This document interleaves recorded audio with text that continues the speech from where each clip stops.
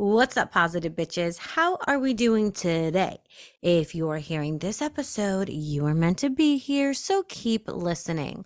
On that Bitches Positive podcast, sometimes we will laugh, other times, baby girl, we're gonna cry, but we will always walk away feeling our most empowered, positive bitch self. That is babe in true connection with herself. That's right. On this podcast, we unbecome who we are not so we can fully step into exactly who we came here to be. Positive bitches, we rarely have guests on this podcast.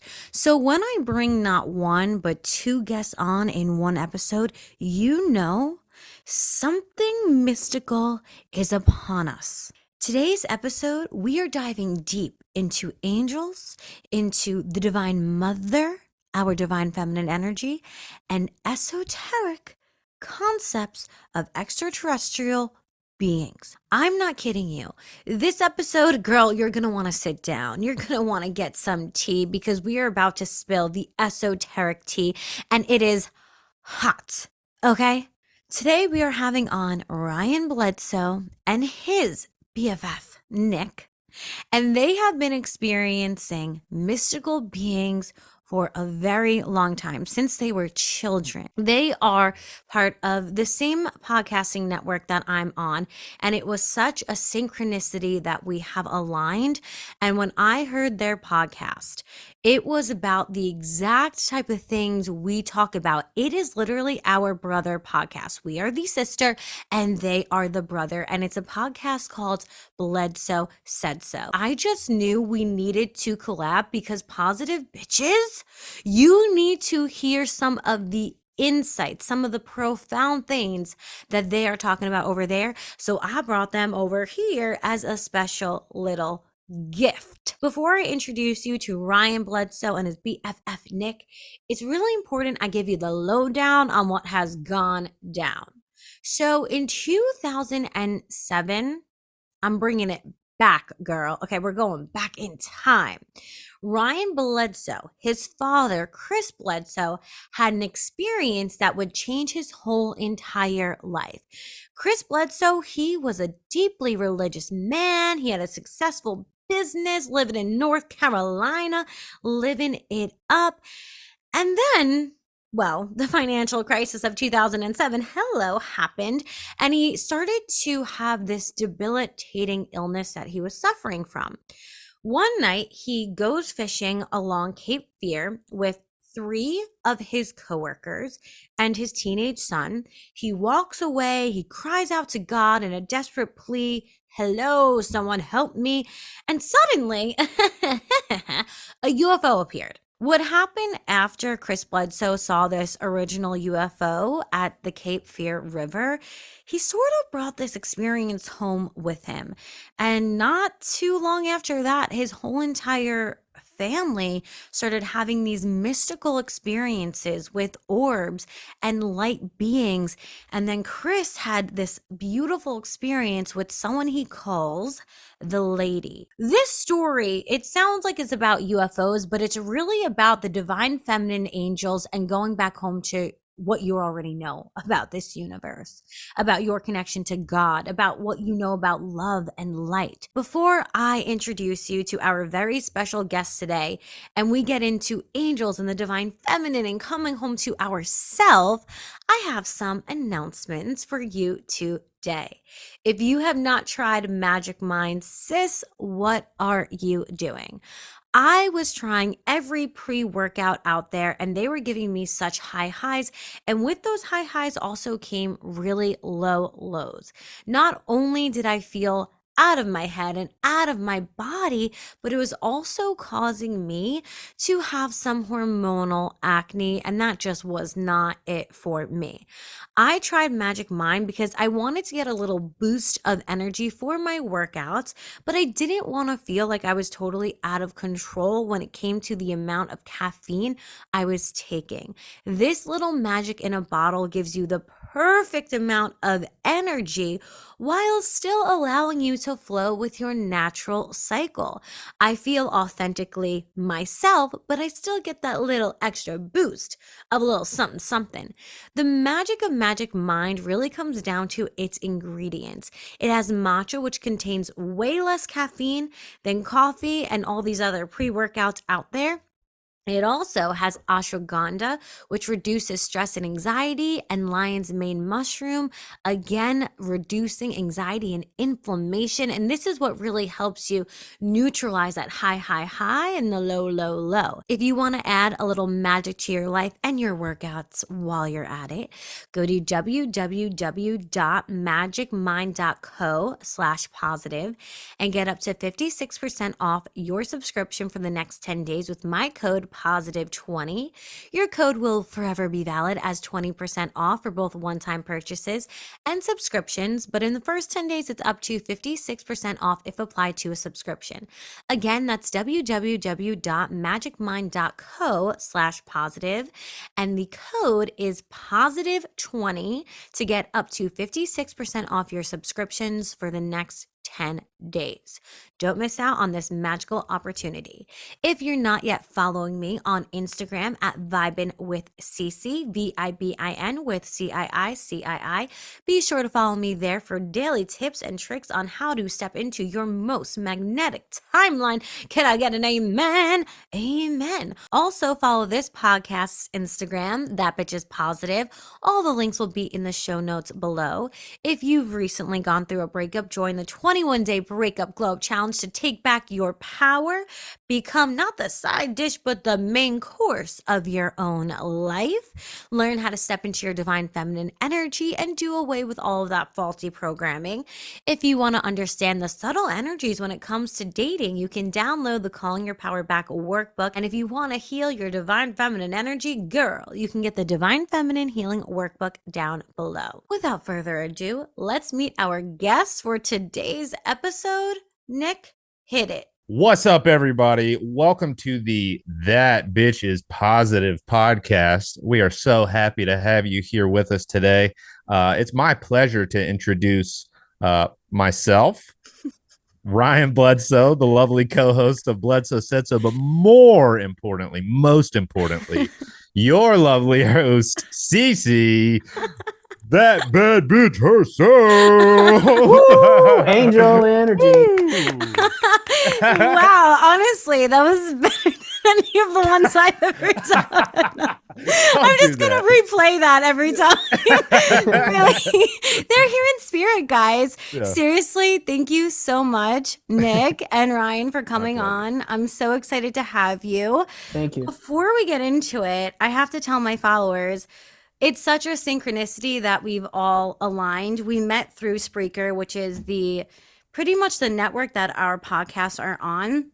And it was so out of the blue in our minds, but I believe the stars had it all aligned. But I would love for each of you to just give us a little bit of background on how you got introduced to this whole entire multidimensional world and what brought you to the concepts, the knowledge, the things that you're into today. Ooh, that's a long answer. You got it, buddy. Okay, so essentially, hi, my name is Ryan Bledsoe. That came off like an AA meeting, but we're going to move right past it. And hi, my name is Ryan Bledsoe, and I'm an experiencer. Yeah, there you go. EA experiencer. Yeah. But essentially, back in 2007, my dad, a man by the name of Chris Bledsoe, started having really just bizarre, like literally out of this world type paranormal experiences. About a year or so later, he reported his experiences to a UFO research data collection agency that we saw on TV called MUFON. And within 6 months after that, there was a documentary being filmed about us. And then it took off from there. And, just having ongoing experiences for going on 17 years now and being so curious about it. I mean, since childhood and up until now, I'm going to be 30 in basically a month. All this amount of time having these experiences and just always wondering, what does it mean? What's happening to us? What's the relevance of all of it? And just studying and asking questions. And, life just kind of brought me here on its own. I didn't necessarily seek this. It sought me. Yeah, absolutely. And through reading your dad's book, UFO of God, which we're going to get into, I really see how those multidimensional beings have always been with you and your family. And that's really what drew me to your podcast, is because I didn't have the same experiences as you growing up seeing orbs or actual beings, but I've felt it my whole life and I've heard it through my own ears. And my mom has seen things, my grandma has seen things. So when I heard your family going through different, but it's almost like just a different font, but the same words. It was so intriguing to me because I really didn't know anyone else's family having these experiences with other beings, and yours was the first I was really hearing of it. And Yeah. it blew my mind. And then Nick, what about you? Were you guys friends in elementary school or middle school? Middle How did school. you? Okay. Yeah, I am here because I am friends with Ryan. No, no, I'm like, yeah, when we were, I mean, I was like 12 or 13, something like that. We were in middle school, and Ryan and Jeremy rode the same bus as I did. And so we just hit it off over like normal stuff. And then the first time I went over to Ryan's house, his older brother Jeremy, at about 2 a.m., we were all in the kitchen, myself, Ryan, and Jeremy, and I heard the dogs barking outside, and I was like, "What is that?" And Jeremy, he just goes, "Probably aliens."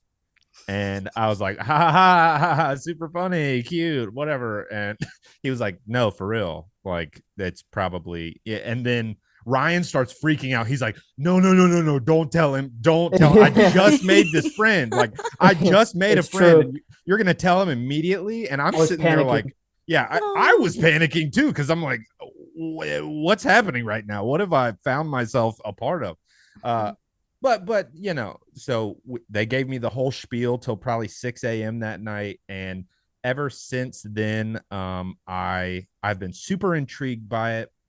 The whole subject of ufology, but specifically the phenomenon, just having experiences with the Bledsoes. And actually I'd say a large part of why I feel drawn to this sort of content, like this metaphysical, esoteric stuff, is just because it really resonates with me.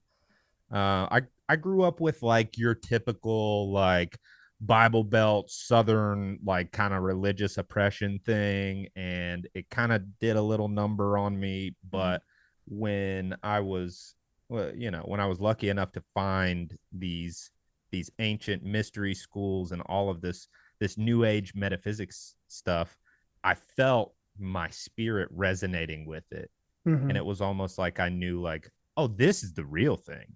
Like, this is what I've been like hoping for. This is the kind of like resolution that I can finally feel, like finding comfort in a spiritual concept that's not an organized religion. So it's been a wonderful, amazing journey, and I'm super, super happy to be on it.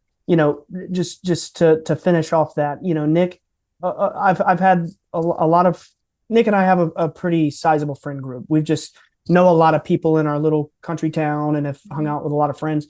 But of all my friends since childhood, Nick was always the one who came over the most and was probably exposed to this the most, and was always around asking my dad questions. He's had multiple sightings, not only, by himself at this point, but also with my family or elsewhere. And he has seen some things that are quite literally profound, like things up close. I mean, my point is, it was just natural that it was actually his idea for us to do the podcast, and we've just run with it together. It wasn't even my idea. It was his idea, and our producer, who's not with us, but he's here with us in spirit. So it was natural, the formula that we did this together, and it's just taken its own life ever since. There's no doubt in my mind that his contract with these beings are just as your contract with these beings. There's a reason he was one of your best friends. There's a reason you aligned in the way that you did. And I really do believe it's to get this information out. Even Nick being the one to say, okay, we got to do a podcast. We need to really adapt to these new media forms and get this information out is just so beautiful. Nick's whole family just came over 2 weekends ago, like 20 of us out there at my parents' house, my whole family, his entire family, all the nieces and nephews, all mine, everybody. And we saw, I mean, dude, dozens and dozens and dozens of orbs. One of them flashed literally arm's length in front of me. And it was the most stunning thing I've ever seen. Wow. Yeah, and it was insane. Ryan, did you always see them your whole life? Like from when your dad started telling you, or did it take time? I wasn't there the original night, but I had, after that, it was like, it just started happening. And I always saw the orbs. I didn't see an entity up close until I was in my 20s. But like, I think it talks about it in the book. I can't quite remember, but there was a lot of poltergeist like stuff happening in the house. Like things knocking over, and my mom got shoved one time. And it's always been crazy activity. Always. I started seeing entities in my 20s. And now it's like, Nick comes over, he sees it all the time. It's literally, Cece, I'm not exaggerating. I'm not bragging. I'm just conveying to you what happens. It's literally, I drive home, me and dad go outside, we sit outside, we see 30 or 40 orbs. Wow. It's Nick comes over, 30 or 40 orbs. It's every night. It's every night. It did take a while for me. I will say that it did take a while for me, but I think it goes along with what you were saying, just like about the willingness thing. Yes. Like I was scared. I was scared, when I first started learning about it and hearing. And I feel Casey might have been a little bit too. Oh, definitely. Because when you were around, but she wasn't, more would show. Exactly. And now it's just like full force. Yeah. I think it's a willingness thing. They're not going to scare you. They know what you can handle. You have to be open to it. You can't be afraid, and like it's all positive, but you'll definitely see something if you come. As I was reading your dad's book, and I read the experience he had in January where he sees these orbs with your brother for the first time when they're fishing, and he goes off, and then there's lost time, and he comes back, and your brother has been like, where have you been? We've been looking for you. And that's already, oh my God, they're seeing these orbs, they're flying, it's scary, there's these things with these red eyes. But what really grabs my attention, and for whatever reason, whether I hear about it on your podcast or I read it in this book, I just start crying, is his encounters with the lady. Every time. I need you, positive bitches, you need to hear this story from Ryan. Like, you don't understand. I was reading, and then suddenly it's 3 a.m. Suddenly your dad is woken up by these shadowy holographic figures. He feels just willed to get up, to put his clothes on, to go outside. Can you tell us the story? Sure. Yeah, absolutely. So this was just for perspective for all the wonderful positive bitches out there. These experiences began generally for my family in 2007. At this point, my dad is, he's like in his mid 40s. I'm only 13. I mean, we're really young kids at this point. My parents are still young, it's just it's like a scope of how long ago this began. And it's taken all this time for it to really start spreading organically. So 2007, we're talking like iPhones aren't even really around at this point. I think I had seen one at school with some rich kid whose parents could afford it. I mean, you know what I'm saying? And like, I didn't even have a cell phone until I was 16. You know what I mean? He didn't even have a cell phone. And it's just that era. It's YouTube just came out. You know what I mean? And so these experiences happened to us in this era, and what I'm getting at is it was really hard to get this out there. The documentary helped, but really it made us look quite terrible. It was a hit piece. And for 5 years, from 2007 till 2012, we lived in this very strange time in my household of like being so viciously shunned and mocked, and we're taboo, we're untouchables, like don't talk to them, that's the crazy Bledsoes. They went on TV saying they saw angels, but they're crazy. Just don't associate with them. And it got so bad, us getting mocked in school and dad being told he's a liar or a drug addict or a demoniac or whatever. It got to a point finally in 2012, he said to himself, I'm never going to talk about this again. I can't handle it. The ridicule is too much. the day he decided that, this was when the lady experience happened. So he goes to bed that night. It just so happens to be Easter. And if you remember in the story, it even says me by name in that chapter. It says Ryan had several friends over. Actually, Nick was one of those people. What? You're just I'm in it. always I'm always important. over. Nick, I read your name. They were at like a pool He's party in the at your book. house, right? Yeah. I was like, okay, Nick had a pool party. That was the Yeah. little mention. Yeah. Oh man, we had hundreds of pool parties at Nick's house. But anyway, so what I was getting at is for the first 5 years, nobody wanted to talk about it. The only people that did were like your fans who saw it online and reached out to us through Facebook. But like in real life, face to face, people treated us like dirt. And Dad was just like, I'm done with this. I don't want to talk about this ever again. And the night that he made that decision was when the lady experience came. So he goes to bed that night, and then at 3 a.m. he wakes up to a voice, and it says "Arise." It's like a deep. He described it as like a masculine kind of really deep booming voice. He gets up, he looks at the clock. It's 3 a.m. and he's commanded to start getting dressed. He's putting his clothes on, his shirt, shoes, everything. He walks to the backyard, and three entities are in the backyard, and he doesn't necessarily include all these little details in the book, but naturally being a son growing up with him, I've heard everything that never could even fit in the book. You know what I mean? And he always conveyed to me that they felt like they were his brothers, these entities, like they felt like family, but he couldn't put his finger on it. And they led him through the yard. We lived in a 6-acre yard out in the country with hunting dog kennels. They take him all the way around the property, past the woods that are in our property line, and take him back to this hunting kennel. And they hand him this little thing. It's like this organic thing that he describes as like the body of a chihuahua, like that general size, like some sort of meaty little animal, but it has no head, no legs, no feet, no tail, nothing. It's just like a torso of a little creature, but it's spiky. He said it looked kind of like a rashing, kniving hedgehog. And when he held it in his hands, it spiked him and it hurt him. And he was like, oh, this thing sucks. Like, I don't want to hold on to this. And they're like, this is your burden. Don't lose this. You have to keep this. So he walks to the yard. He gets to the dog kennel. He throws it in there and he locks the kennel. And when he turns around, he's hit by a gust of wind, and then an ethereal, or in other words, a ghost-like bull charges through him. And it's like a powerful blast of wind. It knocks him on his back.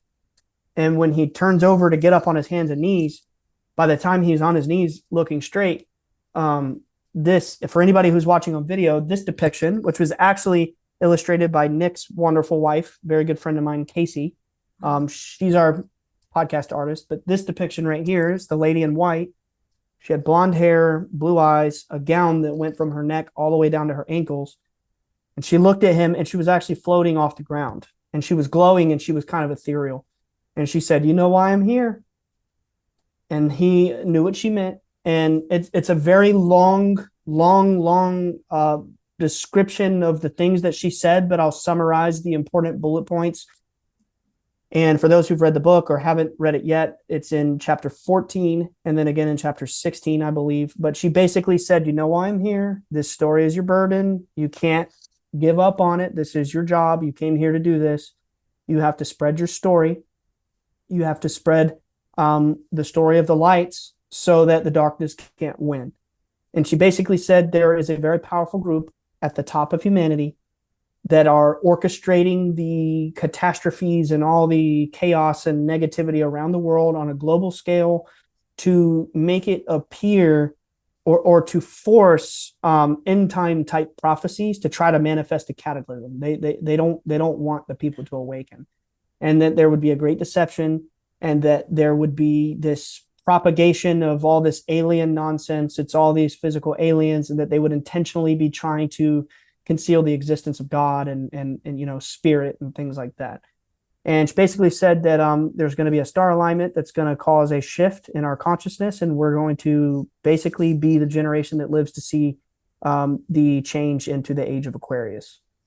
I loved what she said when your dad was asking, like, what is this thing you've given me, this chihuahua that's just a body. I love how she was saying how it didn't have a head and no legs and no feet, how it was just representing It's symbolic. Yeah, symbolic of humanity being sort of directionless and not having a forward direction or a backwards direction, but just kind of floating in our own misery and confusion. Could you talk more about that symbol? Sure. Yeah. I mean, I know what you know. Mm-hmm. I wasn't there and I didn't see it, and I only know like what he explained it to me. But it's essentially here's where it gets tricky. These entities are multidimensional. They're not so physical. I mean, it's a long rabbit hole, and Nick can attest to this. He's seen them many times. But when they appear as light. Many times they will appear to have a form and then they'll disappear like a ghost, or they might leave behind traces of physical metals to wow our mind and shock us. And it's like essentially they come from a place where being physical is not required. They are more spiritual in nature. They're more magical, you see. Mm-hmm. And sometimes they do things that should not be possible. And I believe that the thing that they gave him probably wasn't even real, but that it was symbolic. It was like visionary, so to speak. They kind of have the abilities to manipulate reality. Like you see this depiction all the time, like in Loki, the Marvel series, or your ancient depictions of genies or jinn, or just angels or XYZ various mythological entity. They can do things and just wave a hand and you have no clue what's real or what's not real, and next thing you know, it's like you're somewhere else and you've been gone for 4 hours. You know what I mean? I don't know that thing about it. Sorry to interrupt, but if you think about it, like if an entity like that can just materialize in front of you, they can make something else materialize and dematerialize at will. You know, like you're saying, they come from some higher place or some parallel place, and they obviously have the ability to show up here and say, hey, what's up? So they can probably make little headless chihuahuas show up too. Like that's my other theory. You know what I mean? That's my other theory. Like they just poofed it and it was gone. Like he never saw it again. He went there the next day. It was totally gone. That was my next question. I was going to say, what happened to the chihuahua? No, it was gone. And I do want to clarify for the listener, it's not actually a chihuahua. That's just how I see it. Well, same. But for 11 years since that particular experience happened, my dad always privately told me it looked like the little body of a chihuahua. Yeah. I don't even remember if he said that in the book, but that's always what he said. Oh, yeah, it did. He did. Okay. And I was like, okay, yeah, that's insane. That is crazy. Like this little thingy. And then I was thinking about, whatever happened to it. So this is so random. But as I was reading the book, I had a realization about myself and bugs. I've always said, like, I've tried to be that nature girl who goes out into nature and like loves everything. I'm not. Like, I went glamping and there was a huge fat slug in my tent and I almost had it like a heart attack. I was so scared. I was like, no. Yeah. But as I was reading this book, I don't know what connected in my brain, but I just had the realization when your dad's realizing that these beings are conveying unconditional love to him, and that's what it's all about, is light and love. I realized that I'm actually not scared of bugs. I just feel so bad killing them. I don't want to kill them. Mm-hmm. And so it's not that I'm scared to kill it. I don't want to do it. And then today, as I was writing down notes to ask you about, there was a bug on my shoulder, and I was just like, wow, like I'm not scared of them. It's so weird. Usually I would freak the fuck out on the floor, like cry if there was a bug even close to me. And for whatever reason, hearing your dad's understanding of unconditional love and the message they gave to him, I now realize I am not afraid of bugs. I feel like an even better bitch, an even more positive bitch than I was before. Yeah. But it just makes sense. Like, we're all connected. This is all love. I'm not scared of this thing. I just don't want to kill it. It's a very weird realization. Well, can I tell you, I had a similar experience. Talking to Ryan's dad, one of the things that he says that the beings relayed to him was that everything has consciousness. Like everything in this realm has consciousness. Even the blades of grass have consciousness. And like, that might hit your ear and you might be like, all right, whatever, like hippie. Grass. Yeah, exactly. You know what I'm saying? Yeah, like, okay, grass. I've been told that. Okay, hippie. Yeah, like a high grass, high blade of grass, whatever. But I was like, you know what? Let me just try to put my head in that and into that concept, like really dig into that concept. Maybe everything does have consciousness. And so from that moment forward, I found like a conscious shift in the way that I react with bugs. Like Mhm.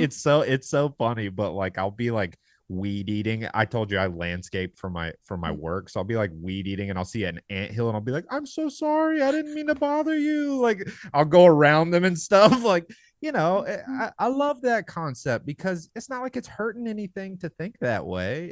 It's kind of beautiful. Like Yeah. their tiny, tiny little lives are no less significant than ours. That change happened with me as well. So it's funny to hear you mention that. Abso-freaking-lutely. That's why I think it's so important to speak over our water and our food, because I do think it has consciousness. I mean, if you think about it, if everything on this planet is energy, well, you don't want to consume an animal then that has been beaten and depressed and has all of Hmm. these negative feelings about its environment. That's why I call myself a flexitarian because I go vegan and then non-vegan and vegan like 15,000 Yeah, I times. feel that. I Hmm. feel Yeah, that. so at this point, I don't like to label it, just a flexitarian. But lately, I've been vegan again. And so even my little broccoli, I'm like, thank you so much for Oh. growing and having your little life on a stem and now becoming a part of my journey. And whether it's meat that has had a terrible life or a piece of broccoli, now they even have studies that your plants know you're looking at them and can see you and have feelings. Hmm. I mean, I really do feel like this is my perspective, obviously, but that lady and who I perceive as like the divine mother is really alluding to the fact that we're moving towards this space, this world where there's this mass awakening realization Hmm. of how everything is almost alive Yeah. and how we have to be more compassionate, more sensitive to everything around us. And if you think about it, we went from these great times of war and everyone just killing each other to now, I mean, people are still doing that, but to a lesser degree, we Mhm. are going along that journey. And that's what makes me so excited because I think in the book it said Easter 2026 is when that alignment is going to happen. Yeah, we don't know the exact date. Mm-hmm. So just to clarify that part, the lady said when the star Regulus aligns with the gaze of the Sphinx in the constellation Leo just before dawn is when we will enter the new shift. Mm-hmm. And we have friends in NASA. That's a long story. That's covered in the book, but we've basically been very heavily investigated by official and unofficial quote elements of the Department of Defense, like classified UFO research type programs have been to our house and things like that. And anyway, so we have friends in that space, and dad reported this to them after those experiences with the lady, and they ran it through their literal like NASA star simulation, astronomy simulation programs. And that was the date that they came up with that specific alignment is sometime in the year 2026. They're not 100% sure if it's September equinox, like, the fall equinox, Mm-hmm. September 23rd. Maybe it's around Easter time and the spring equinox. They don't know. We've never been given a definitive answer, but dad seems to think it should happen sometime around Easter because the lady and many other significant experiences have tended to happen around Easter for our family. Wow. I mean, I wish it was tomorrow, but I'm excited and I will I will have my patience for this date to come, whatever it may be. I know it will be amazing. I want to ask you, what exactly, and your perspective, so it can be anything. What do you think the orbs that Nick, your family has seen, what do you think they are? Honestly, in like literally a one word simple answer, I think they're, I'll just give the one word angels. Hmm. Like, I'm not going to sit here and be shy about it. I'm not sitting here and saying you got to go to church and you got to read your Bible and you got to be specifically tied to one religion. I think lots of religions have been talking about angels. They just have different words, and we have this problem in modern society where our brains get upset when we hear a specific word from a specific language. And people get really offended by the word angel. But in reality, it's just a being from a higher place that comes to guide us and brings messages. Yeah. Yeah, Nick, what about you? Buddhism actually describes in some forms of Buddhism describes these angelic beings known as Buddhas, Mhm. and it often depicts them as little balls of light.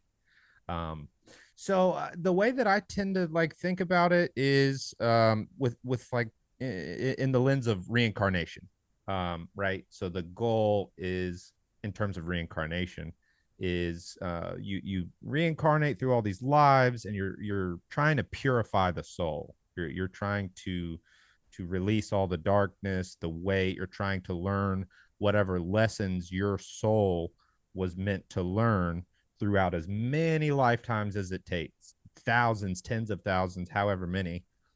And that last incarnation, um, the ascension, when you reach enlightenment, I kind of tend to believe, I don't know, I just find it resonates with my intuition that that's what those are. They're souls Who have that made it. have been enlightened, have reached enlightenment. You call them angels, you call them Buddhas, you call them light beings, orbs. Doesn't Spirit guides. doesn't Yeah. yeah, spirit guides. Yeah, it doesn't really matter. Like that, actually, you mentioned that, Ryan, the spirit guide thing. Like, yeah, I don't think they're any different than, you hear people talk about spirit guides all the time. Well, Cece said it on our show. Exactly. Spirit guides. Exactly. Yeah. Like I think we're talking about the same thing. Angels, Buddhas, spirit guides, all of it. I think that, yeah, it's a being whose consciousness has reached Yeah. the summit. They've become enlightened and transcended this physical reality, and now they're here to help the rest of the souls on their journeys to reaching enlightenment. Uh, Yeah. that's just how I wrap my head around it. I think that's one type of them. There are multiple different types of these entities. And I think that some of them, according to what my dad has communicated to me, that some of these entities have communicated to him, I think some of them are more like elementals that are part of the program, so to speak, that might be like, as crazy as this sounds, I know, but we're going to say it. Some of them might be like spirits of fire, spirits of water kind of thing. Like, For sure. I've talked about elementals for many thousands of years across different cultures. I think there's even ancient Rosicrucian texts talking about elementals and things like that. I think that is also taking place, but I wholeheartedly agree with what Nick is saying as well. Well, I agree do. with you too, dog. How about that? That's just a damn good feeling, dude. No, I really vibe with what you're saying. I think Yeah. what you're talking about is in some cases maybe where this is just me, my brain going crazy with the what ifs, but like, what if all these gods from all these mythologies, what if it was just that? Like, mystic tradition, yeah, a lot of text, it talks about how for everything in this physical realm, there's like a divine reflection in the higher realm. As You know, above, so below. come on now. That's Love the correspondence. that's my Yeah. sexiest hermetic principle. Yes, That's it mine is. too. Yes, it is. And It's mine too. okay, yeah, bet. Yeah. You can share. You can share. Don't Yeah, worry. we can share. We can share. But yeah, no, I vibe with that. Like, I feel like things like these, maybe like universal truths, or I don't know what you want to call it, but like things that, are just are constant in every form of reality. Sure, there might be not be like fire in every reality, but there's Right. some sort of reflection of it in Like a every primordial energy. Yes, bro. Facts. Now we're Yeah. just like kind of like brainstorming and spitting right now, and I kind of love this. But like I fully agree and believe that as well. Yeah, I find it so interesting because I think two things can happen and do happen. And one part of this is our mind is going to conceive an angel or a spirit guide. Let's just say a very high vibrational being of some sort. Right. Our brain is going to conceive it in whatever way we can conceive it. And that's why sometimes we see these beings, I guess we can say, manifest visually as a lady or as an angel with the cheeks and however you want to see it. And then I think it's so interesting that sometimes they will themselves to just be light. And I always think about, okay, so sometimes our mind is creating an image of what the light's supposed to look like, because I think sometimes we need to make it comfortable enough for us to perceive that what we're perceiving is actually there. And then I think it's so interesting that sometimes everyone is going to see the same exact light, and it's not going to be a different form for each different brain. Does that make sense? It makes absolute 100%. sense. Yeah. I like so this entity that we call her the lady, but and CC, you just read the book, so correct me if I'm wrong. I haven't read the book since it came out. I don't remember if Dad included this in the book or not, is what I'm saying. But she told my dad her name was Hathor, which, you know, to a Pentecostal Christian at the time who had no clue about any sort of Egyptian deities, that was like, what is that? Yeah. She said her name was Hathor, and she said Amun Ra is the hidden one, the hidden God. And that took me many years to figure out what that meant. But anyway, what does that mean? We'll get there in a second. Okay. But she said her name was Hathor, the hidden one's Aman Ra, and she said that she is the mother of all creation since the beginning of life, since the beginning of time. She's the universal mother of all creation. She didn't say I'm a goddess, behold. It wasn't like that. It was like I'm the mother. I'm the secret missing part of the Holy Trinity, and that the great secret that will help mankind get to the next level. You know, like the Catholics really ran with this whole thing that there was the Trinity, and I don't want to hate, you know, on Christianity or Catholicism. I like to look at it as being incomplete, and then sometimes deserves a little bit of time out for how harsh it's been for like burning millions of people and you know, mentally enslaving billions of people for many years. Yeah. They get a timeout, like they Agreed. need, you know. But I'm not trying to be disrespectful to Catholics. But the thing is, since they've been around, it's been the Holy Trinity, the Father, the Son, and the Holy Ghost. But the Holy Ghost is this nameless figure. Nobody has any clue what it meant or means. My whole childhood being a Christian, I always wondered, what is the Holy Ghost? What does that mean? You know? Anyway, this lady, female, whatever you want to call her, entity, told my dad she's the Holy Spirit, that's the secret, that the mother is the Holy Spirit. Whereas like the mind of all creation, the Father, so to speak, is the higher place, the higher whatever, higher existence.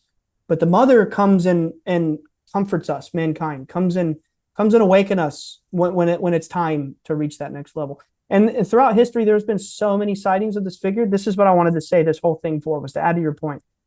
In 2012, my dad is just a run-of-the-mill and I don't say this in any sort of bad way, but I'm just telling you the facts. He is an ordinary white Christian male born in the 1960s. It makes sense that the lady would appear to him as a beautiful blonde-haired, you know, blue-eyed woman. My mom is a blonde-haired, green-eyed woman. You see what I'm saying? He has a type. He has a type. The phenomenon's pretty brilliant in that regard, or the mother, or whoever. Yeah. In the ancient Lakota tribe of Native Americans, they have this legendary appearance known as the Lakota Calf Woman, and she appeared as a brown-skinned, black-haired Lakota appearing woman, also with a bull. Same symbolism. The Lakota Calf Woman. She came with a bull, and in that myth, and this was a long time ago in ancient Native lore, she came with a rainbow pelt. I'm pretty sure it was a rainbow pelt, and it was the same general premise. It's all about awakening and, you know, next level of consciousness. And she also, this legend is where the peace pipe came from. Supposedly, she also came with the peace pipe and gifted it to the Lakota tribe. So, and then you have the lady, mother of Guadalupe, or I might have butchered that. You have the lady of Fatima. I think she appears however she needs to appear to whoever's right there in front of her. Yeah. I totally agree. I think so, because our mind is still at work here. We're still human, and it's fighting against our divinity a lot of the time. And I think that it tries to piece as much as it can together to make us essentially not lose our shit. Right. And it's powerful that she even could come through as a female archetype, though, because it's not just a light. It's not just like, I don't know, it's this genderless thing. It's the divine feminine. And that's the part that I think is really important. Yes. Now, to answer your other question, what is the hidden one and all that stuff mean? All right, context here. So when this happens, 2012, I'm 18. Nick is like 17. I think you're in your senior year of high school at this point. I'm a freshman in college, or it had just ended, rather. And like, we're young, right? We're just teenagers running and gunning on Halo, or Call of Duty or whatever. We were nerds, to be honest. But Well, I got a No, you're Squirtle light up positive. thing right here. you see I have a Kingdom Hearts tattoo. my little I don't Yoshis know, and my man. little anime pop figures up there. That's But just yeah, what so that is what it is to be a positive bitch, is just to embrace your authenticity. So that's right. That's right. period. Preach, Facts. Facts. preach. So this happened when Nick and I were young, and this was Mhm. 5 years into the phenomenon thing, and I still was a very active Pentecostal Christian. That was just my family background. Nick's family wasn't Pentecostal, but they're still very Christian, more so non-denominational, but very serious about the craft. If you catch my drift, different rules, but the same level of like fervor and like you got to go to church, or you're going to hell kind of shit. Yeah. And anyway, so when my dad came to me shortly after Easter of 2012 and started saying this Hathor and this Amun Ra stuff, I'm like, Dad, you're telling me that you saw a being that said that she was the mother aspect of God? Like, are you trying to send me to hell right now, dude? For thinking outside of what's supposed to be allowed in Christianity? You know what I mean? Like I was freaked. Like, what does this mean? I could not understand it. I believed him. I've always believed my dad. I've never for a second doubted his experiences because I've seen so many thousands of things with him. Right. And I knew he was telling the truth, but I was just like, what does this mean? I can't grasp it. Maybe I'll never grasp it. Maybe I'm not supposed to. I'm not going to doubt it. I'm not going to deny it, but this is fucking weird. You know, that was my mindset at 18. Yeah. But it stuck in my brain when he said Amun Ra and Hathor, because he indicated to me, I forgot to say, she showed him the pyramids. It's all in the book. Wow. She showed him the pyramids, the Sphinx, all that stuff, and indicated that there were some mysteries around ancient Egypt. So I spent like, let's see, I was 18 then. I'll be 30 in a couple of weeks. I've spent the next 12 years of my life since then. And a lot of this with Nick. I mean, we have 100+ episodes now on Bledsoe Said So, and many of them were very candidly. I mean, you guys can go see it in real time. We're very candidly trying to explore what a lot of this stuff means, and very open about all of this on our journey of discovery. And I've pretty much come to the conclusion that the mystery schools since the times of ancient Egypt, who, by the way, were claiming to be teaching the secret mysteries of the lost realm of Atlantis, or whatever you want to say, the same stuff Cece teaches, Hermeticism, the principles of Hermetics and all that. I've come to the conclusion that that is real. It's absolutely real. And if that's true, what those mystery schools in ancient Egypt teach was that Amun Ra was not just some little g god in the sky who had a bird head and was like flapping around, making bird noises like, I'm Amun Ra, worship me. It's not like that. In reality, what they want us to understand is that Amun Ra is a metaphor for the supreme intellect that created the universe through thought and vibration. It's consciousness. It's physically, if the lower worlds are mirror images of the higher worlds, its closest representation is the sun. It's a big fucking blob in the sky that looks like fire or plasma or heat or whatever. We don't really know. None of us have ever been there. We've only looked at it. It's this big fucking yellow blob that the heat from it is so powerful that it gives life to every element that's known to our solar system. The light from this thing is so intelligent that it encodes the chlorophyll to give life to the green plants on Earth. NASA has discovered that the green light that comes from the sun is so intelligent that it is encoding life in our physical reality. And I think that is like the physical representation of the true spiritual God. It's this ultimately vast, powerful, formless thing, this light. It's a light. It's truly just a light. And it gives existence to all things and all realities. And I think that that's really what God is. It's this eternal, original light that all things come from in every single reality in the multiverse. And I think that the mother is the other part of this equation that we can see, that we can interact with and maybe have a conversation with if we're lucky and we're desperate enough, like my dad was. And she comforts us through our awakening process as we go to the next level. Yeah, absolutely. And I love that idea of God being this just grand consciousness that also runs through us all. I heard someone say once that God is the ocean and we are the wave in the ocean. And to me, that just resonated so deeply, because this grand understanding, knowledge, power, it's within us. And I think for so long, there's been institutions that have tried to say, if you want to reach this awakening or this this moment where you can meet God, you have to go through the institution. You have to move away from yourself, and you need to buy into what we're trying to sell you here.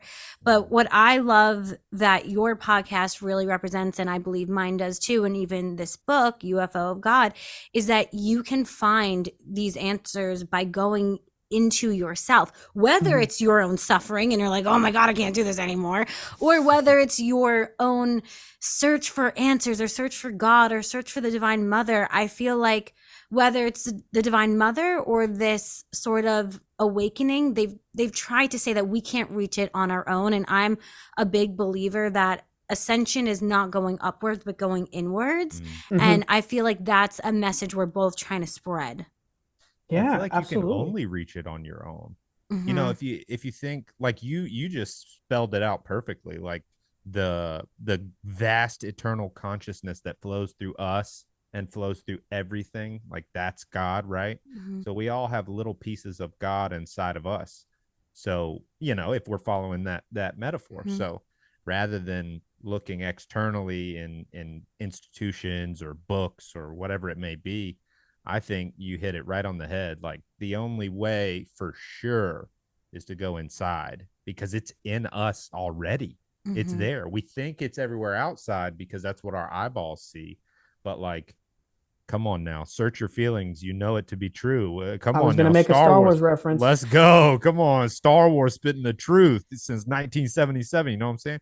I believe that. I believe consciousness is not so dissimilar from the Force. From you know, we've done many episodes about that too. Yeah, we have. Yeah, I think you hit it on the head. Yeah, look within.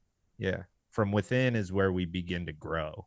I totally agree. And also, I'm not sure how familiar you guys are with the Gospel of Thomas. It was one of the first Gnostic Gospels that kind of like broke into the mainstream. Very quick nerd dump on esoteric history. Gnosticism, that's Gnost, like it sounds like it's spelled with an N, but it's with a silent G. Gnosticism is basically the secret texts of Jesus that actually in real human history we found in clay pots in Nag Hammadi, Egypt in the 1950s.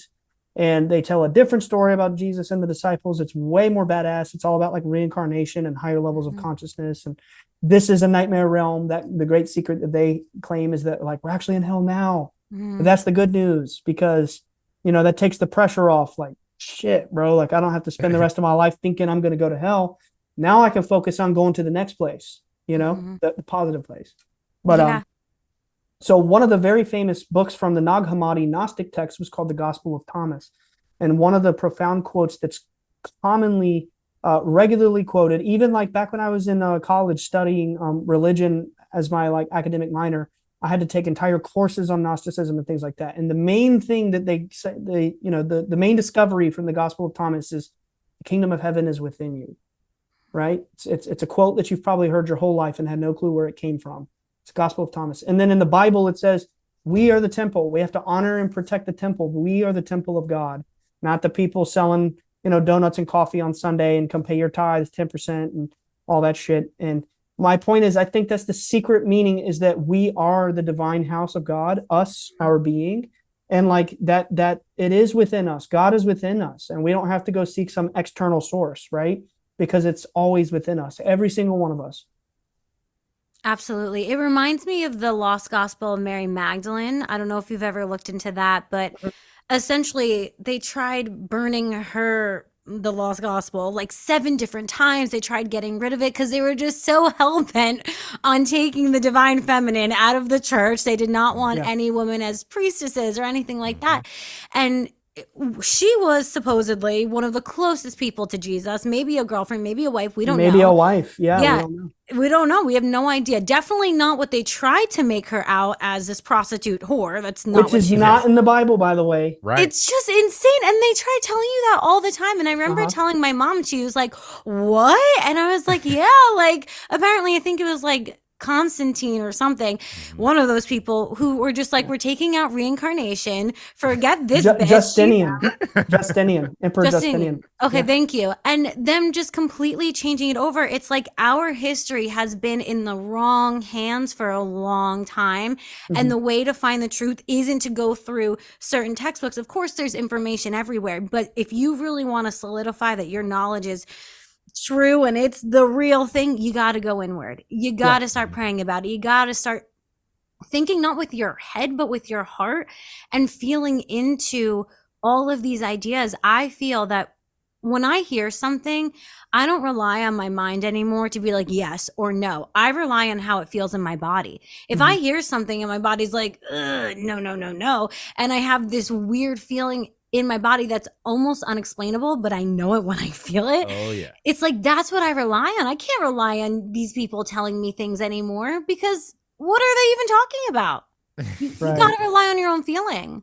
Yeah, True. yeah. Intuition is so powerful. Like that's one of the biggest things I've learned through this mystical journey is like my brain is pretty dumb, but my heart is strong and smart. You know what I mean? It's like my intuition never serves me wrong. And that's Mhm. like, it goes right back to looking within. Like you know what's best. Your spirit knows what's best. Like you got to look within. No, I fully feel that. Yeah, and Intuition is the feminine energy. yeah, Mhm. exactly. The head is the divine masculine and the body is the divine feminine. And I think that, I mean, especially after COVID, we've had this long-winded process, but I really do think people are starting to return to, okay, what am I actually feeling? I'm allowed to cry. I'm allowed to express my emotion. Yeah. Of course, there's so much programming that tells us we can't do this, we can't do that. Mhm. But it's such a revolution to just say, I actually am allowed to just cry. I'm allowed Mhm. to just cry. Mhm. And crying, I just made an episode about this last week. It is alchemy. It is transformation. It's Yeah. magic. You're literally releasing energy that's no longer serving you. And I feel like kind of what your dad did in those moments where we just cry it out and surrender and be like, I literally can't do this anymore. Mhm. That is when that lowest point, where can we go? Only upwards from there. That is when so much magic happens. There's Yeah. just so much energy in that contrast of, I can't do this anymore. That so much clarification must follow it. I think a lot of men in our generation are very messed up because we're Mhm. taught not to cry because it's weak. Mhm. And like I was one of those men, I never wanted to cry. And I still do have problems with that. I have problems like allowing myself to do that. And it seems like when I do, I always feel so much better. Maybe a little awkward about it, you know what I mean? But I Mhm. definitely feel better. And like I totally agree. Like it's like an emotional alchemical release. But you Yeah. know what else is? What? Laughter. Mhm. I believe that laughter is kind of like spiritual kung fu. You know what I Mhm. mean? Like me and Nick talk about this all the time on the show, but like if you could take a situation that makes you upset and you can laugh about it, that's like having martial arts of the soul to be able to like dominate the situation into a positive outcome, Just laugh Mhm. it off. Mhm. Just be not so serious about it. I couldn't agree more. That's Whatever it why, is. yeah. Mhm. That's why I'm obsessed with stand-up comedy, because I Yeah. literally watch it before I go to bed, because I don't know what's going on, but so many people are obsessed with true crime, and I get it and it's interesting, but if that is all you're listening to, like I have a friend who listens to it while she's in the shower. I'm like, can you relax? Like, why are you listening to Yeah. people being murdered all day long? And so, In the shower where like I would feel so vulnerable. Yeah, Like like I've seen Psycho, bro. There's Psycho. a Yeah, I've yeah. seen Psycho, bro. Like, no, thank you. that's what I try to That's the say. last place to listen to that. I know. And that's why I also think like there's such a just a wave of these true crime murder podcasts and everything. And that even makes me think sometimes like, what's going on with that? Because we're all listening to it, we're all watching it. Even when I go to Netflix, everything's like murder, murder, murder. Yeah, yeah. And I'm like, what the hell's going on? Like, that's not good for our energy or our vibration or our mind to just subconsciously be receptive to all of All the that time. Yeah. all the Yeah, and, time. and it's like you watch that kind of stuff and it's like there's no positive message. Mhm. There's no resolution. It's just like, yep. And then they died and that was it. Well, it's always recorded after they died. Yeah. I'm like, Not a why happy am I, ending. yeah. Ever. Why am I watching this? I know how it ends. Like, Yeah. why, Mhm. like, I'm a huge stand-up comedy fan too. I think laughter is just like one of the most important things in the world. Mhm. Yeah. I'm curious to know who some of your favorites are. Oh my God, that's really hard. You're probably not into Amy Schumer, but just because I I like grew up, Amy Schumer. okay, my boyfriend is like not a huge fan, and I She think gets it's a just bad because rap. yeah, I think so too. And I'm She like, does. you've never actually watched any of her stuff, and if you Yeah. did, you would just die of laughter. Tom Segura is probably my Oh, favorite. I'm he's obsessed with so that man. funny. Oh my God, he's so funny. Yeah, that's like in all of my, yeah, I've struggled with depression for a long time. Hmm. And in my deepest, darkest places, I feel like the medicine, the thing I Hmm. need is I need to smile, I need to laugh. Mhm. And Hmm. I really reach out. That's like early conversations for our show. We were like, it has to be It funny. has Like to be. Yeah. Hmm. From the start, we tried to be funny. yeah, like Or I say tried, but I mean You succeeded. that was You the point. I Thanks. mean, it's not like we're trying really hard, but I mean, like that's the vibe. No, yeah. We were like, it, this can't be too serious. exactly. The conversation was more like, let ourselves be goofy, let Yeah. ourselves be funny, let ourselves be Yeah. vulnerable, because like I feel like a lot of people need that. So Yeah. it's a nice little 1-2 punch of like positive message, and Hmm. you might laugh some too. So it's I it's nice. love that. I love that. Every podcast episode before I get started, I always say sometimes we're going to laugh and sometimes we're going to cry. Yeah, I love Yeah. that. Because these, to me, both of them are nature's medicine. Like crying is a built in mechanism. It's something at least, dogs do it, humans do it. We have this mechanism where it's just this release. And when we try to stop it, that's our mind trying to stop the natural flow. And Mhm. same thing with laughter. When we laugh, we're not like forcing it out. It's something that naturally happens. And when those energies are naturally trying to travel through you, we gotta let it travel through. And it's funny that you mentioned the thing that it was hard for you to cry, because I think that's for a lot of guys. And something that it was my mistake that I made when I was first dating my boyfriend. This was like, oh my God, probably like 5 years ago. And he cried and I was like, I've never seen that. I never saw a guy cry. Maybe my dad Wow. once or twice in my life. And I have two brothers. So it's not like I'm not Mhm. around men. I have like 30 something cousins and I really never saw it. And I was like, what are you doing? And it was my own Oh wounded no. masculine energy within me Now he's that gun was shy, like, huh?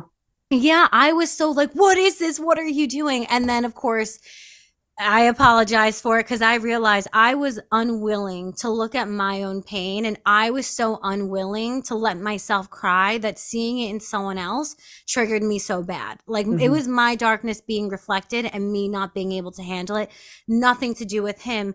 And I remember we eventually broke up and got back together. But when we were going through a breakup, he was so different and like much colder to me because we were just not in a good place. We were both just Mhm. like acting out. It happens. And I remember wishing he would cry because I was like, Oh. I wish that I could go back to that place where he felt safe enough to be vulnerable with me. And now that's something I always tell my positive bitches. If your partner, any guy in your life needs to cry, you need to create a safe place.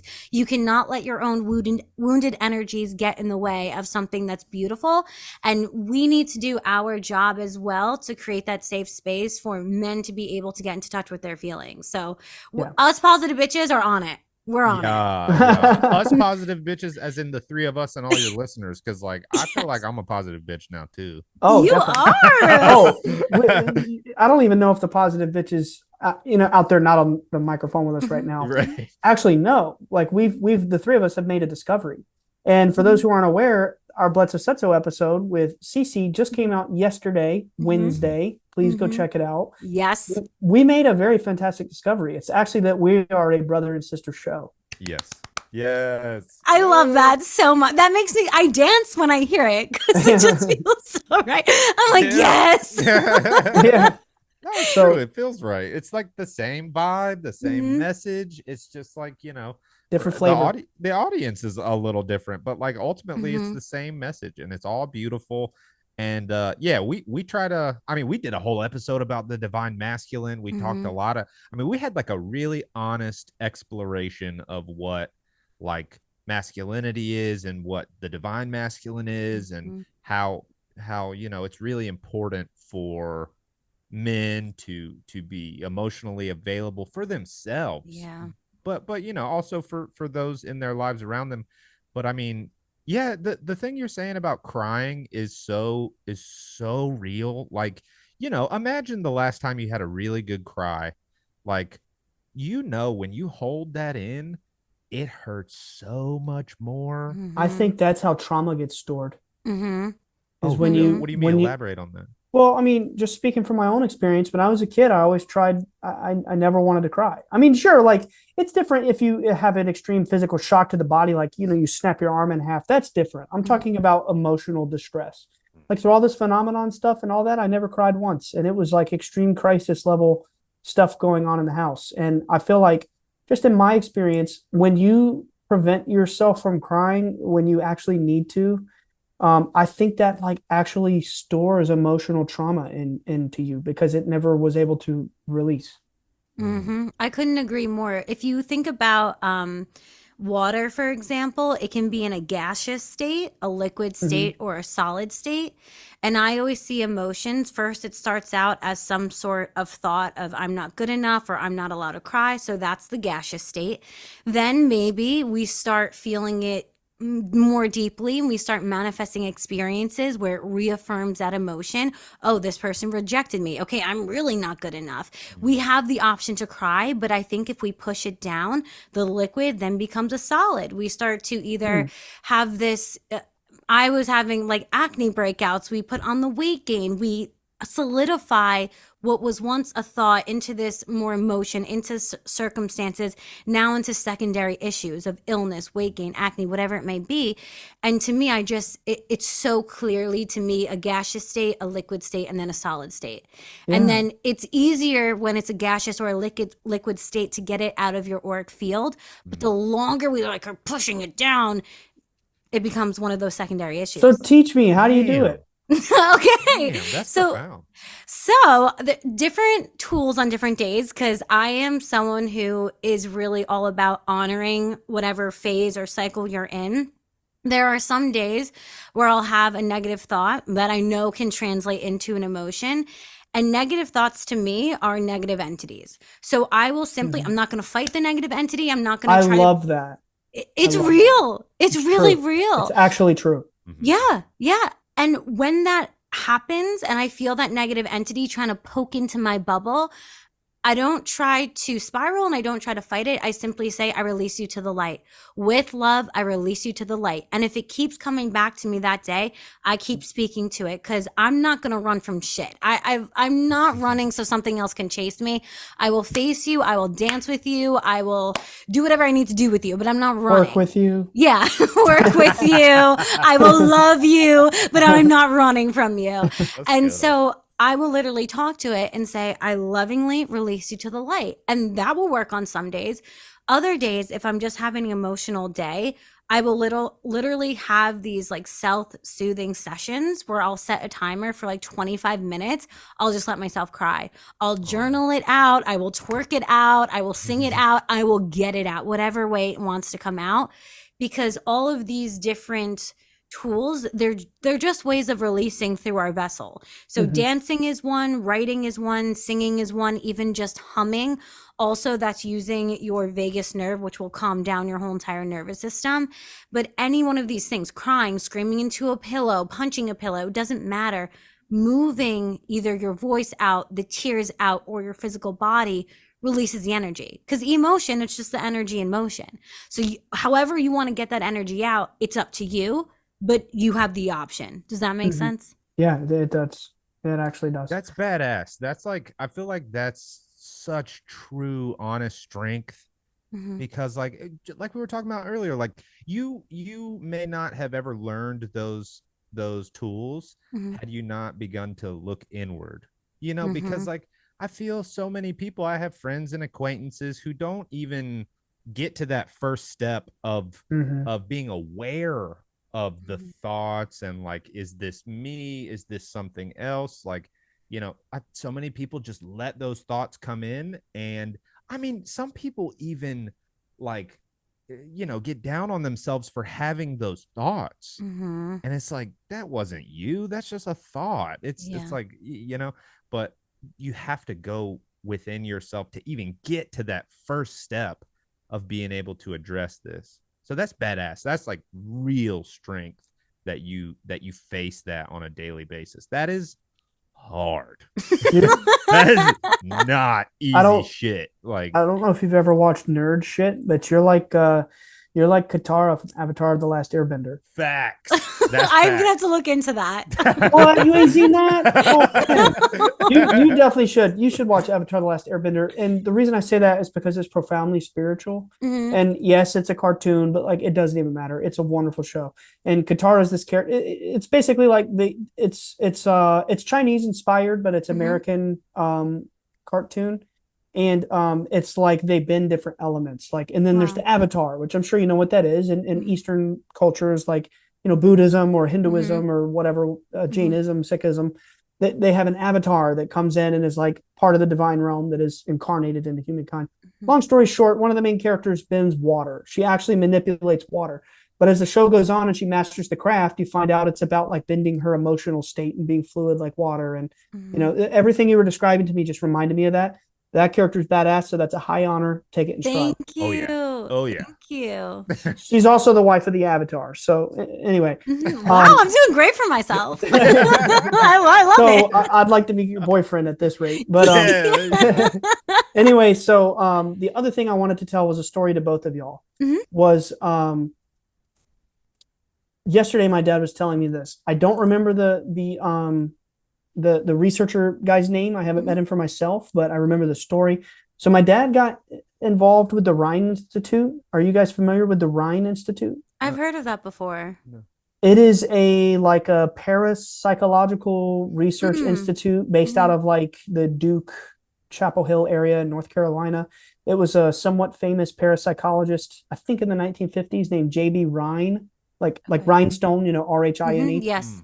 Mm. And it's pretty well known. And anyway, so since they're based out of North Carolina, once my dad started going public, they got in touch with my dad and talked to him a lot. They've had him out there at events. I've met the president of the Rhine Institute and stuff like that. Very cool people.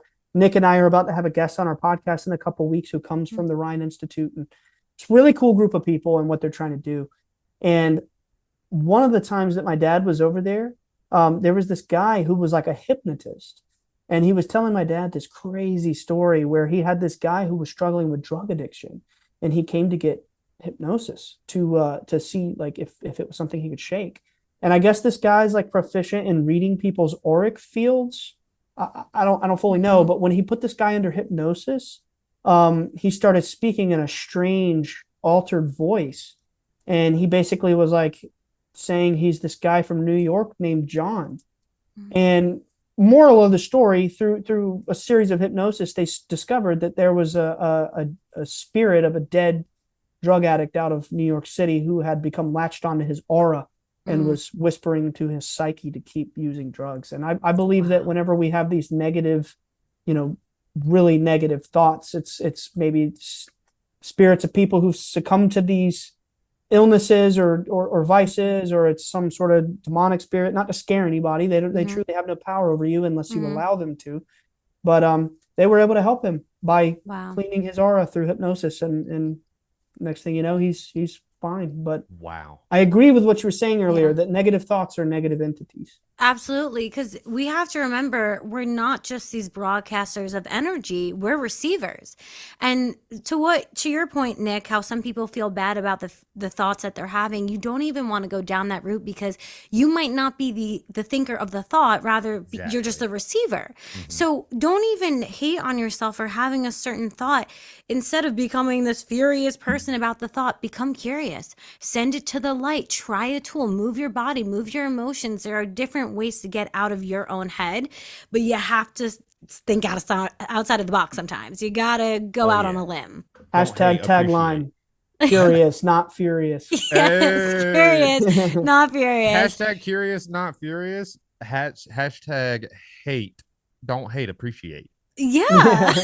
exactly. Come on High now. vibes, but I totally believe in that. And I see some people, it's not that I can see the entity, but I see when an entity changes someone's face. And it's the weirdest Mm, thing that I can pick up on. But for whatever reason, in voice Wait a and minute. We're gonna have to damn. talk about that. Yeah. Whoa. You didn't mention any of that. Could you explain that for a minute? okay, so I can't see the entity, and I believe that's because I pray to God not to, which I now think is hindering me possibly seeing orbs because I'm always like, I don't want to see anything. But when there's certain people, and I've seen this in my life multiple times, different people, I'll see someone's face. It's the weirdest thing. Their eyebrow starts moving in a different way. Their face right here, like their mouth starts moving. Just their face changes. And when their face changes and their voice changes, I know it's not them anymore. I know it's someone else in the driver's seat. And then this is something I've talked to my mom about because she saw it too. And I was like, Mom, tell me I'm not the only person who Wow. saw the face change and the voice and heard the voice change.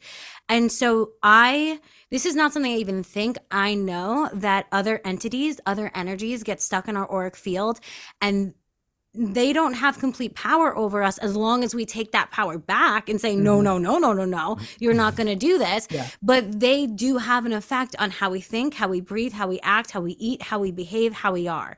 And Yeah. so that's just real. That's a real experience that person had. I'm Wow. curious how you navigate that in a scenario where, like, let's say you're talking to somebody you're at least like acquainted with, Hmm. and you notice that shift. Like, how do you navigate that?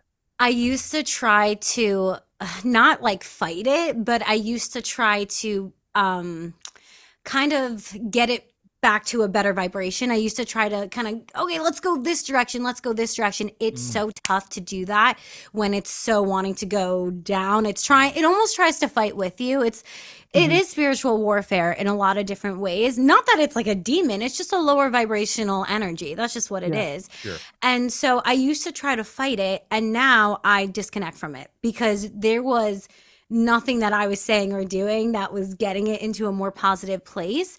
When there's pockets when the entity isn't in control and the person is, that's when I'll try to go in and be like, Uh-huh. hey, let's go do this, let's go do that, let's raise our vibration. Because the more you raise your own vibration, the less lower vibrational entities will have an opening to attach onto you. So if you're in a really, really, really good, great mood and you go into a haunted house, let's just say, very less likely something's going to attach onto you. But if you have been depressed, you're feeling anxious, and you go into a haunted house, the likelihood of something attaching now is much greater because it's going to go towards that like vibration. Make sense? Totally, absolutely. Yeah, you gotta. It's How like protect your peace. You Yeah. know. Yeah. how do you suggest clearing your auric field? I think it really comes down to taking accountability and awareness over your own thought forms, because our thought forms we have so many different thoughts a day. And I think it can be hard to police every single thought. But what's a Mhm. little bit easier is to say, am I feeling good or bad? If you're feeling bad, there's some sort of thought that's attached to that feeling that's causing that feeling, because our Mhm. thoughts create these biochemical reactions, which are our feelings. So Right. when you're feeling down, you're feeling low, ask yourself, what's going on in my head right now? Okay, I'm thinking about this. It's not making me feel good. Is there an actionable step I can take? Is there something I can do to change this? If yes, okay, let me start working on that thing. If no, release it to the light. I'm sending this thought to the light. I'm surrendering to this moment. Because at the end of the day, there's either an actionable step you can take to make yourself feel better, or there's simply not, and you have to surrender. It's either in your control or it's not. And if it is in your control, okay, choose to change it. If it's not, surrender it to God, to the Divine Mother, Mhm. to just love in general. And those to me are the two choices you can take. Yeah, Wow. that's that crucial self-awareness. Yeah. Know Yeah. thyself. Mm-hmm. That's Mm. Socrates, very famous quote, but it's often, used in mystic orders. It's alchemy. It's know thyself. It's like having that extreme introspection, being Yeah. aware of our inner vibrations. But also what you said just a couple minutes ago, I didn't want to cut you off, but you just said the thoughts in your mind cause chemical reactions in the body. Again, that's as above, so below at work. Mm-hmm. You know, Absolutely. we have the inner realm of thoughts, but it actually physically manifests in our body. You were saying Mhm. earlier, when you get like really upset or really stressed out, literally your body, and not just yours, but everyone's out there, floods with cortisol, stress hormones, causes us to, weight gain, be upset, stress. It's so important that we do our very, very best to try to always have positive thoughts. And I don't mean like delusionally, like I'm going to get $1 million tomorrow because I'm going to win the lottery. Like, I Mhm. don't mean that. I Mhm. just mean like positive thoughts. Like I'm thankful for what I have. I'm desperate to help my friends and family in need if I have the ability to do so. I'm happy that I have another chance to have a day of opportunity to be thriving and this and that and the other, happy Mhm. thoughts, Or positive even thoughts. even just I'm good enough. Something Yeah, Yeah. yeah, positive. Switch it yeah. to positive. Yeah. I know people that like can't even bring themselves to say something like that Yeah. about Mhm. themselves. Like I'm good, just good enough. I'm just good enough. You They won't know, even come there. yeah, a great way to start saying that is to make your passwords positive affirmations. All of my not to give away my whole entire like social Yo. security, but Oh like shit. Oh shit. I am Cut it. happy. I am healthy. I am Cut it. healthy. Cut it. mine are all like positive affirmations. I'll throw in some like symbols to make it not like so Right. guessable, but they are. It's Even happy. CC's It's secret happy. shit is positive. Yeah, yeah. It's happy with an at with an ampersand. It's happy with Literally, with the little at symbol. literally. No, I am a big believer in affirmations. I have them inside of my closet, somewhere I'm going to get dressed. I have it inside my mirror in my bathroom. I have them as my passwords. I have it as a background on my phone. I That's even have it awesome. around my on my wall over here because Hey. affirmations don't work unless you work them. And it is hard to at first say I'm good enough. It feels so icky. It feels like very uncomfortable. But whatever you practice, you get good at. And the more you Mhm. practice saying a positive affirmation, eventually you're like, this isn't shit. I can do this. This is like my second skin. I don't care.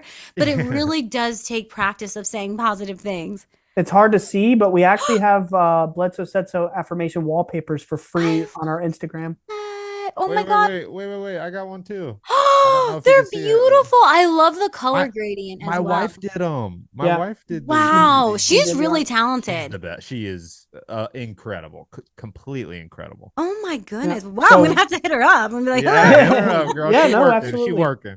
But yeah, so we're all about affirmations too. So my wife had the idea, wow, what if we actually no, it wasn't. It was our friend Randy. Our friend Mhm. Randy had the idea, y'all should make wallpapers. Mhm. And my wife Jenny, who's like part of the team, she was Mhm. like, oh my God, yeah, that's a great idea. We'll hit Yeah. up Casey to make the art. And then she and Mhm. I pick the affirmations. And Mhm. every month this year, we're gonna have 12 in total. So Mhm. June, so I guess we have 6 right now. We're trying to release a new affirmation quote card iPhone wallpaper every month because we want people to have that on our screen Yeah. to be able to be reminded, just like you said, always Yeah. reminded of the affirmations. So Yeah, it's so important. I even have a widget on my home screen on my phone. It's called like I am. It's an affirmation mhm. app, and every day I'm reading it. And you might not believe it at first, but you will over time. You have to almost Yeah, brainwash yourself. That's what this is. Yeah, it's like you have that's to what it is. it's like you have to de-brainwash yourself Yeah. because like isn't it so weird that our Mm. first response to being nice to ourselves is like, oh well, that's vain, or like that I'm full Right, of right. myself for saying that I'm good at something. You're It's being like, Yeah. prideful. yeah, Yeah. like what? Like, Pride is a sin. Didn't you yeah. know that? Yeah, like Yeah. no, you're good. You can tell yourself you're good. It's Yeah. really, really helpful. And it's important. Yeah. Like Yeah, and this is such a weird thought, but I like let's just say you think of the divine mother, the energy that incarnated in front of your dad. I can't imagine that energy hating herself or hating right, on herself. right. Like that's such a weird thought. Like, wait, what? Like God would not tell himself bad things. And we're one with God. So I probably shouldn't do that either. Because that's agreeing with the devil, not God, saying negative things. Mhm. Honestly. Like who are we talking about here? I really just am so enjoying this podcast. Oh I can't yeah, thank you guys same. enough for Oh, come on. coming We're thanking on. you. Like my brother Brother podcast. podcast. No, Woo. we definitely have to do more of these going forward. I mean, just that's. Absolutely. I mean, our as of us recording this, I mean, it's Monday night. Obviously, it's going to come out in what 3 4 days. Yeah. But our Patreon subscribers have already heard it, and we've been getting. I only sent you one or two, but Mm-hmm. we've been getting several messages like, "Wow, Cece's awesome. She's so legit." Like, Oh I can't wait to see what people say on Wednesday when it comes out. Excited. And this will be out Thursday. Okay, one more question. And this is random. But if you had to text every single human being on planet Earth right now, one message. Bro. Maybe it's a positive affirmation. Maybe it's something else. Both of you, what would it be? Before we answer this. What? I don't know if you're picking up on what I'm putting down right now, Nick. This yeah. is why we are brother and sister show. Yeah. Because every time we have a guest, or at least most of the time, sometimes we do forget. That is always how I like to end it. If you had the whole world listening to you right now, what would you say? Oh my, I love it. Right? Okay, we literally give have it the to us. same. Okay, Nick. I'm so excited. Okay, me first. I have to think about it. I would tell everybody, it might sound so simple and whatever, but I would tell everybody everything is going to be okay. Everything is going to be totally okay. It's so easy. It's a slippery slope of negative thoughts and anxiety and all this stuff, but just remember, it's all gonna work out just fine. That's what I would say. I would probably say be positive and, be a light for others. Keep your conscience clean. I love that. And in being positive and knowing everything's going to be okay, that's the best thing you can do for other people. Holding up your vibration is what allows others to rise to the occasion. Where can people find both of you? BledsoeSaidSo.com. We have an Instagram. Literally, you can just find us everywhere if you search Bledsoe Said So. Twitter, Instagram, Patreon, our website. Nick and I this is going to be completely out of left field, and the positive bitches are going to be like, what the fuck? We do actually have a heavy death metal band.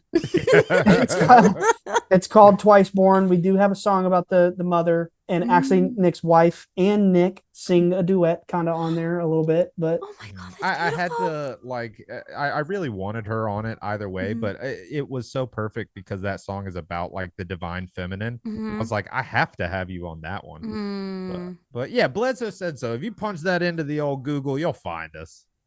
Okay, positive bitches, you know where to go. After you listen to this, you have to listen to the episode we recorded for Wednesday. So Bledsoe Said So is where you're going to want to go.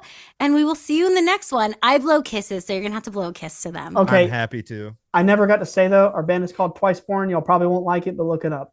No, they will. They're going to vibe with it, okay? Blow them a kiss, they'll do it. Okay. They'll do it. Mwah, mwah.